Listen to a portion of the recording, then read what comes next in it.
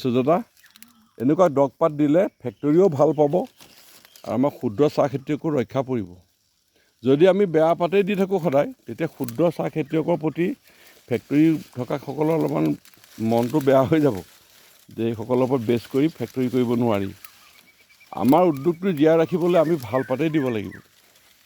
এনেকৈ দৰৱপাত দিবলৈ আমাৰ ছিঙি আছে, আমি কোৱালিটি পাতেই ছিঙি দিছোঁ আৰু ইমান বছৰ বাগান কৰিছোঁ, আমি কোৱালিটিয়ে কৰি দি আছোঁ। ভালে কিছুমান মানুহে কাটি কাটি দি পেলাই গোটেই ইণ্ডাষ্ট্ৰিটোৱে বেয়া কৰি পেলাইছে।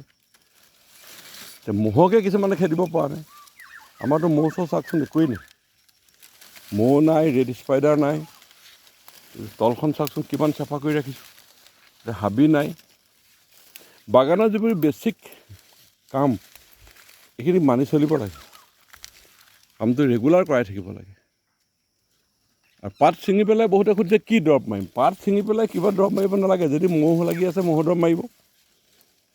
কিছুমানে কি ভিটামিন মাৰি থাকে সেইবোৰ কাম নাই, আমি আজিলৈকে ভিটামিন মৰা নাই, মই আগৰ ভিডিঅ'টো কৈছোঁ। পাত ছিঙি পেলাই মাৰিবলৈ কোনো আৱশ্যক নাই নহয়, কিন্তু পাত আহিয়ে আছে। আজি আমি ইফালে ফলিঅ' মৰাইছোঁ, ফলিঅ' এইকাৰণে মৰাইছোঁ জুন জুলাইত বৰষুণটো বেছি।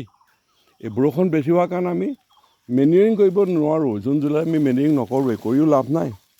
কিন্তু জুন জুলাইত, এতিয়া জুন মাহৰ আজি 13 তাৰিখ, এইকেইদিনত আমি ফলিয়া মাৰি দিম একোটা। 200 লিটাৰ পানীত 2 কেজি ইউৰিয়া দিছোঁ, 1 KG zinc sulphate, 1 KG magnesium sulphate. কিন্তু পানীত প্ৰথমতে আমি ষ্টিকাৰ দি লৈছোঁ, যিমান আঠা আপচা 80 নামৰ এটা আপচা MA কোম্পানী এটা প্ৰডাক্ট, সেইটো ইউজ কৰোঁ। এই প্ৰডাক্টটো ভাল, আৰু বেলেগো বহুত ভাল ভাল আঠা আছে। ষ্টিকাৰটো এইকাৰণে দিছোঁ, নহ'লে বৰষুণ বেছিকৈ আছে গুচি যাব। তাক এতিয়া এই দীঘল পাতবোৰ বাছি ছিঙি দিব আৰু এইটো আহি যাব। এইটো আজি শনিবাৰ, ঠিক বৃহস্পতিবাৰলৈ আকৌ ছিঙিব লাগিব, নহ'লে পাতটো বেয়া হৈ যাব। বুধবাৰ বৃহস্পতিবাৰ আকৌ ছিঙিব লাগিব, এইডোখৰ বাগানত আকৌ সোমাব লাগিব। আৰু ছেটটো খুব ভালকৈ দি থ'ব লাগে। আমি এইবোৰ চাম কৰি দিছোঁ, এইটো চাম কৰি। আৰু এই কাষতে ইজোপা হ'ল শিল কৰৈ। বহুতে কৰৈ চিনি নাপাওঁ বুলি কৈছে, এইজোপা চাওক কিমান ডাঙৰ চাম কৰি দি থোৱা আছে। আৰু এইজোপা এইফালে শিল কৰৈ, আৰু কাণে কাণে দি থোৱা আছে এইবোৰ চাচি গছ। চাচি গছটো হ'ল ইঞ্চুৰেঞ্চৰ লেখীয়া, ৰুই থৈছোঁ, কেতিয়াবা হ'বও পাৰে নহ'বও পাৰে। আৰু দূৰে দূৰে লাভ নাই, চৰাই লৈ গুচি যায়, সেইকাৰণে ঘৰৰ আশে পাশে লগাই ৰাখিছোঁ।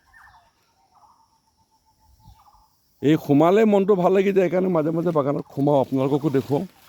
আজি সিহঁতে ওচৰতে ছিঙি আছে, সেইকাৰণে সোমালোঁ। আৰু বতৰো ঠাণ্ডা, মই ৰ'দ খাব নোৱাৰোঁ, যিটো মোৰ অসুখ আছে কাৰণে ৰ'দত ওলোৱাটো বাধা। সেইকাৰণে ৰ'দত আপোনালোকক মই ভিডিঅ' দিব নোৱাৰোঁ। এইটো হ'ল শিল কৰৈ। এই কৰৈজোপা কাঠটো বহুত ভাল। এতিয়া ঘৰ বনালে, চৌকাঠ বনাব, খিৰিকী দৰ্জাৰ কাঠৰ কাৰণে 1 কিবি কাঠৰ দাম বৰ্তমান আমাৰ ইয়াততো 1200 টকা, কিন্তু পাবলৈ নাই কাঠটো। সেইকাৰণে চাহ বাগিচাৰ মাজত ছেট্ৰি হিচাপত এই কৰৈ লগাই ৰাখিব, তেতিয়া সময়ত ভাল মূল্য পাব। আজিলৈ ইমানতে সামৰণি মাৰিলোঁ, আপোনাৰ দিনটো শুভ হওক।